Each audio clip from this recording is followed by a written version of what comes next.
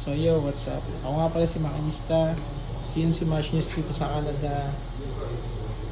At ngayong araw nga pala, ipapakita ko sa inyo kung paano ako mag-program or kung tawagin ay conversational programming using CNC machines. So ito yung ating makina. So it's TM3P. So it's a Haas control. So medyo luma na siya, pero I'll show you how to make program using G codes and M codes. So ipapakita ko sa inyo kung paano ako mag-start. So ito yung ating makina. So ito na yung program natin. Actually, nagawa ko na siya. So explain ko later. At ngayon, ipapakita ko muna kung paano ako mag-setup ng stocks natin. So yung piyesa natin. So ito yan. So first, yan natin spindle rotation. So alam niyo naman yan. So M3. So M3. So start, cycle start. So yung gagawin ko muna, ikukunin ko muna yung center ng ating pyesa.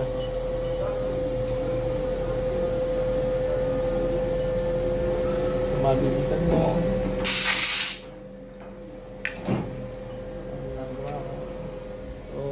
Handle, manual. Yan.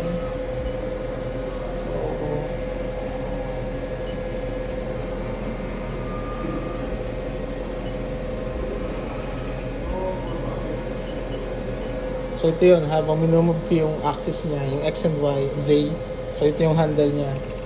So wala siya yung parang wire, yung cable na mas madali sana, pero ito kasi nga ay old model na, so kaya siguro hindi pa updated. So yan, touch up tayo dito sa yung X natin. 543, so B yan. So yan, okay na. So edge finder yung ginagamit natin, old school. So position, so position origin X. So i-up natin yung Z. Make sure na tama yung minumove natin axis kasi posible na mag-crash yung makina kahit nakamanwal ka lang. So yun lang. So kalahati. So position 6229. So ginagawa ko, sorry. Ito 6,229 3,1145. So mumove ko siya ng half. So half. So kalahati.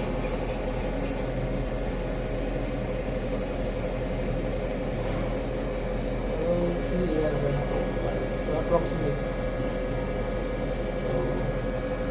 So kalahati na siya, nasa center na siya. 0. So ang set natin ay, so ang gagamitin kong offset ay G45.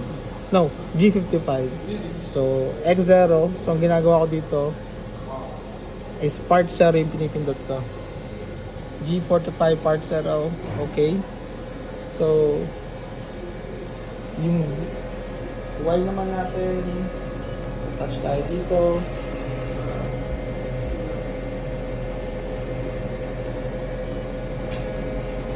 Yung old school na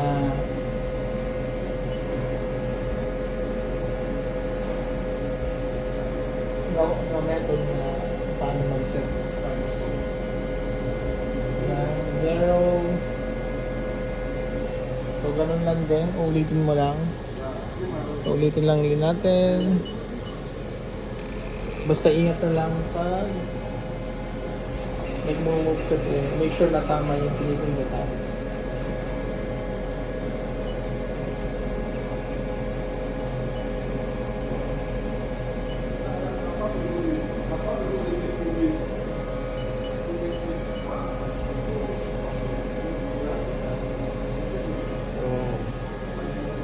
hatiin lang natin. Actually, hindi siya ganun ka-square yung parts kasi sample piece lang naman yung ginagawa natin. So, position, 59595. So,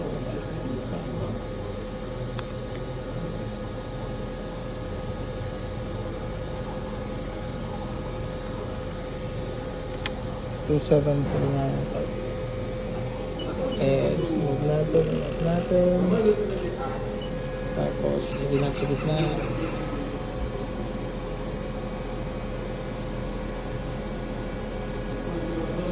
$7,975 season, origin.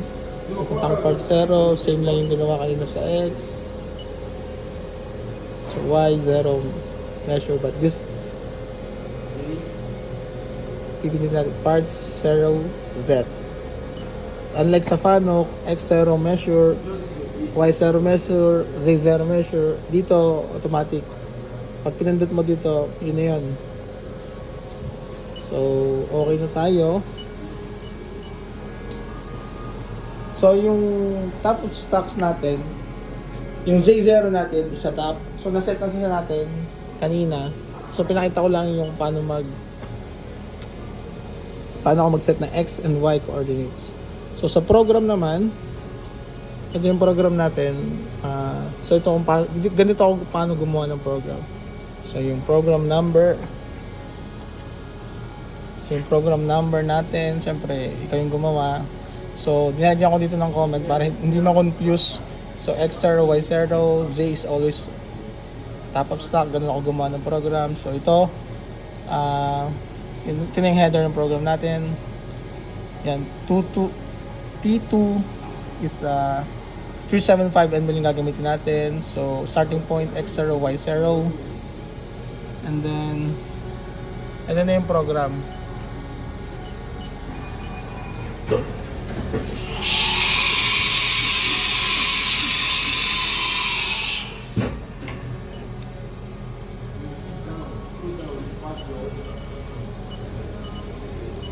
So, pakita ko sa inyo.